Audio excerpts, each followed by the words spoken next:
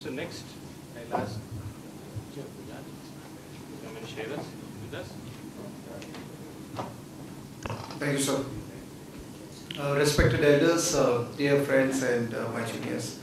Um, uh, since most of the factors has already been mentioned by everyone, I would like to state here that my mantra for successful business has been the fact that I am a Marwadi and I am a Hindu. January 2006, when I was working in Bombay with a multinational corporation, that is when I decided that it's enough. I am not getting the intrinsic satisfaction of work which I ought to get when I'm working with such a big organization. I thought I should leave it and get into my business. We were the members of the national exchanges, my family business. I decided to go back with a blend of mind that there is enough opportunities in India as a businessman in the field of financial services and in the field of education. Right now my focus area is education, because as you know that, and we'll be talking about it, that education is the most thriving business because of the young population. And the fact that almost 60 to 65% of Indian graduates are unemployable. So taking this as not just a business occupation, it's also added responsibility because of my qualification, because what society has given to me.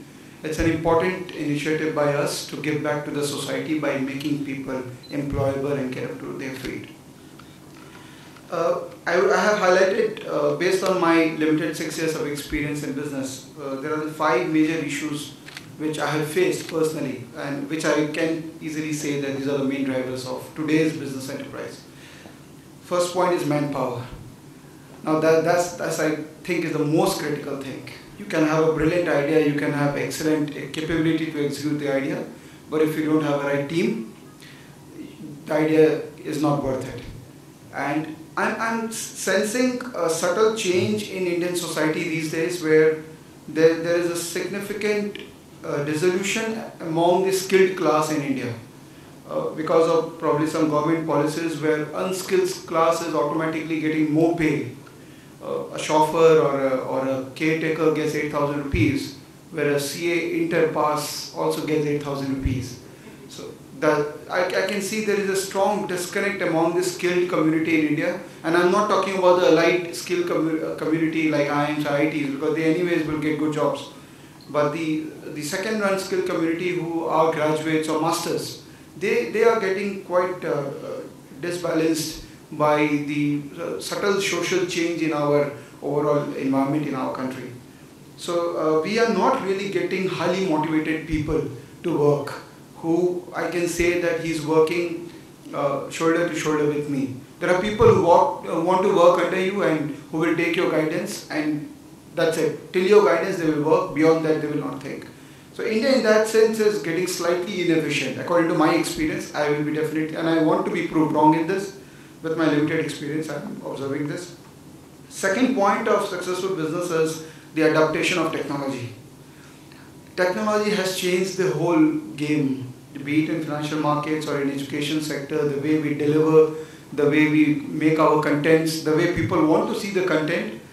In fact, I have started informing, in my organization we have clearly mentioned that we are running an IT company. We are not running a financial services company or an education company. So we have actually 15 people in IT department continuously working out for the new ways of delivering or new ways of adapting to the technology. Third is proactiveness. Competition is really strong, and in fact I would tend to disagree with yesterday's statement by someone that IIM graduates are not getting into entrepreneurship.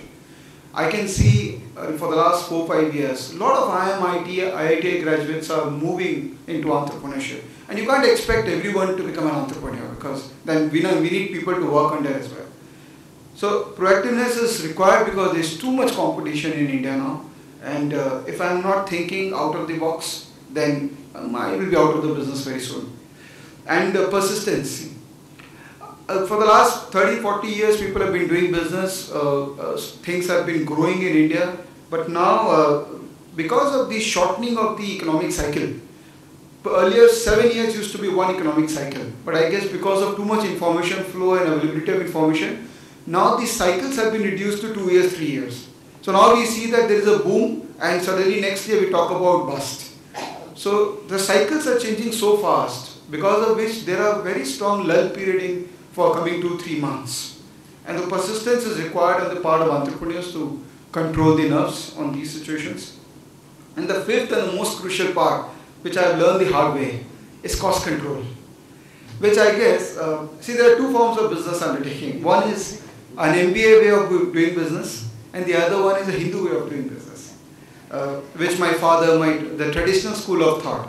So when I came after my MBA and after my work experience, I thought spend money and let money flow. You first have to incur a lot of cost, and then income will come. And I did spend a lot of money. My father was quite happy with the fact that he's an MBA, so he has a new style of working.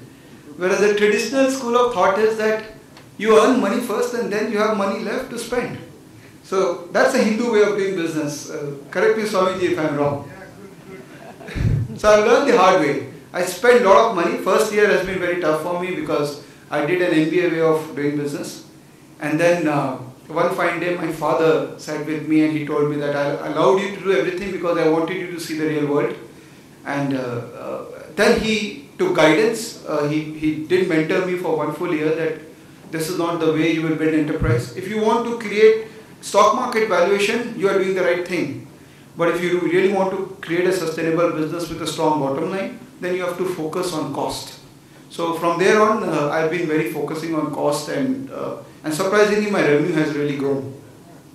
So, thank you.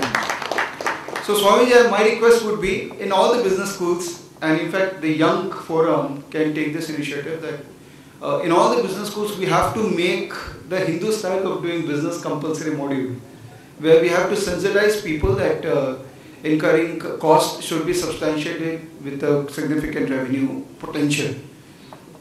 Typically MBAs in India is a westernized way of imparting education. Very few MBA institutes, and even I myself, the western way of imparting education.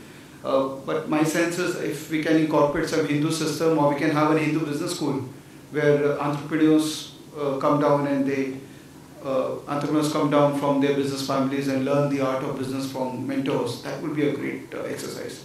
So this is it from my side. Thanks a lot for making me part of this, everyone.